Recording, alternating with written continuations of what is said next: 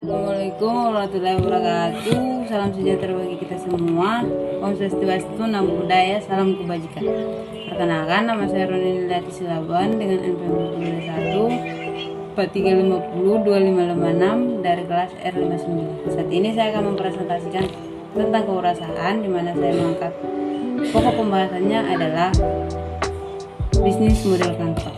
Apa sih itu bisnis model Canva? Mari kita simak penjelasannya. Dari bisnis model Canva. Nah, di sini kita akan membahas tentang bisnis model kanvas atau biasa disebut dengan BMC. Apa sih itu bisnis model kanvas? Bisnis model kanvas adalah kerangka manajemen sebuah bisnis yang dibuat untuk merancang bagaimana strategi bisnis akan dijalankan. Secara sederhana, bisnis model kanvas ini dapat diartikan sebagai manajemen yang untuk mempermudah dalam melihat gambaran ide bisnis dan juga realisasinya secara cepat. Dalam bisnis model Canva ini terdapat 9 elemen yang perlu diketahui. Di antaranya adalah 1. Customer segment atau segmen konsumen. Apa sih itu segmen konsumen? Elemen customer segment yaitu elemen yang menentukan siapa yang akan menjadi target bisnis dari bisnis yang akan kita buat. Dalam menentukan customer segment, kita bisa mengelompokkannya menurut usia, hobi, gender, dan lain sebagainya. Yang kedua, ada value proposition atau proposisi nilai konsumen. Nah, setelah kita menentukan siapa yang menjadi target konsumen kita langkah selanjutnya kita harus tahu bagaimana bisnis kita dapat bermanfaat untuk para pelanggan. Value proposition ini akan menjelaskan mengenai poin-poin ataupun nilai-nilai yang akan ditawarkan oleh suatu bisnis untuk segmen konsumennya. Sederhananya, value proposition ini nilai jual atau layanan agar customer membeli atau menyewa dari perusahaan yang kita jalankan. Yang ketiga, ada yang namanya channel atau saluran. Channel adalah media interaksi antara pebisnis dengan para konsumen untuk menyampaikan produk dan juga layanannya. Penentuan channel ini merupakan salah satu faktor penentu kesuksesan dalam menjalankan bisnis. Nah, dalam channel ini biasanya para pebisnis akan menggunakan media sosial, website, dan lain sebagainya. Yang keempat, ada customer relationship atau bisa dibilang hubungan konsumen. Apa sih itu customer relationship ini? Yaitu menentukan bisnis kita bisa berinteraksi dengan pelanggan, yaitu memahami bagaimana cara menjalin hubungan yang baik dengan pelanggan supaya mereka tidak berpaling ke kompetitor yang lain. Contoh yang dapat kita terapkan misalnya dengan memberikan harga yang murah atau mengadakan giveaway atau menyediakan membership untuk membuat customer kita tetap berlangganan terhadap bisnis yang kita jalankan. Yang kelima ada revenue stream atau sumber pendapatan. Nah, kalau revenue stream ini elemen bisnis model Canva yang menggambarkan sumber pendapatan yang berasal dari bisnis yang kita jalankan. Yang keenam ada key activities atau activities yang dijalankan. Key activities merupakan sebuah elemen yang ada di dalam bisnis model Canva yang menggambarkan mengenai semua aktivitas yang berkaitan dengan bisnis. Semua aktivitas tersebut harus menghasilkan value proposition perusahaan. Nah, yang ketujuh ada key resources atau key resources adalah daftar sumber daya yang sebaiknya Anda miliki untuk mewujudkan value proposition tersebut. Nah, terus yang ke-8 itu ada key partnership atau kerjasama. Nah, key partnership merupakan elemen yang ada di dalam bisnis model Canva yang berisi mengenai daftar sumber daya di luar perusahaan yang kita perlukan untuk mencapai key activities dan juga untuk menyampaikan value ke pelanggan.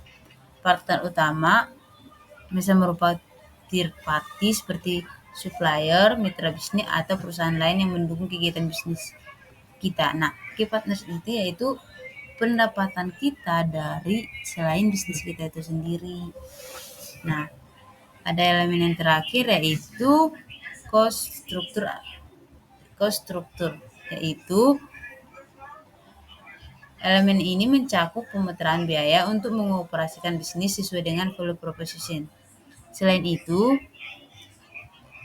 cost struktur juga untuk mengelola anggaran bisnis secara lebih efisien untuk meminimalisir resiko kerugian dan juga kondisi keuangan perusahaan yang tidak sehat.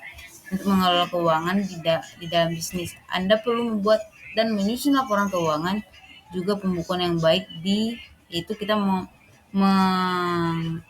mengaplikasikannya di cost struktur. Nah, itu adalah 9 elemen dari BMC yang perlu kita pelajari dan ketahui untuk membuat bisnis model Canva. Ada pula tujuan dari BMC, yaitu menentukan dan mengkomunikasikan aspek-aspek kunci dari model bisnis. Nah, tujuan bisnis model Canva ini membantu para pemilik bisnis atau entrepreneur untuk memetakan atau mengkomunikasikan aspek-aspek kunci dari model bisnis mereka dengan cara yang mudah dipahami orang lain. Jadi, dengan adanya bisnis model Canva ini, jadi bisnis yang kita akan jalankan lebih mudah untuk dimengerti orang lain. Nah, ada tujuan yang kedua, yaitu mengidentifikasikan kekuatan dan kelemahan dari model bisnis. Jadi BMC bisa jadi salah satu media untuk mengidentifikasikan kekuatan atau kelebihan dan kelemahan dari model bisnis yang kita jalankan, serta bisa mencari ide-ide baru dan mengembangkan bisnis untuk jangka waktu yang panjang. Selanjutnya, ada kelebihan dari BMC ini sendiri. Yang pertama, mudah digunakan, yaitu dengan adanya BMC ini kita tidak perlu lagi membuat proposal atau tulisan-tulisan yang begitu panjang dalam merancang sebuah ide bisnis. Yang kedua, memiliki visual yang simpel. Nah, bisnis model Canva ini memiliki visual yang simpel dan juga praktis, yaitu dia hanya memiliki satu lembar, cuma dia di dalamnya berisi inti-inti dari bisnis yang akan kita jalankan. Yang keempat, ada fleksibel. Yang kelima, lebih terfokus. Apa sih itu lebih terfokus? Lebih terfokus artinya kita hanya menulis inti dari bisnis yang kita akan buat. Jadi kita tidak harus menulis panjang kali lebar dalam menjelaskan tentang ide bisnis yang akan kita jalankan. Selanjutnya, ada juga di balik kelebihan dari BMC ini sendiri, pastinya memiliki kekurangan, yaitu terbatas. Yang satu terbatas, ya. Yang kedua, belum tentu cocok untuk semua jenis bisnis.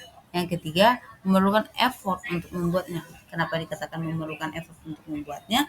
Karena dalam bisnis model Canva ini, walaupun dia terlihat simpel dan visualnya menarik, tapi kita sebagai pebisnis didorong untuk berpikir kritis gimana supaya kita dapat menuangkan ide kita ke dalam bisnis model Canva ini, supaya dapat membuat para pelanggan itu tertarik dan langsung mengerti apa sih tujuan dari bisnis yang akan kita jalankan dan apa aja aspek-aspek di dalamnya gitu.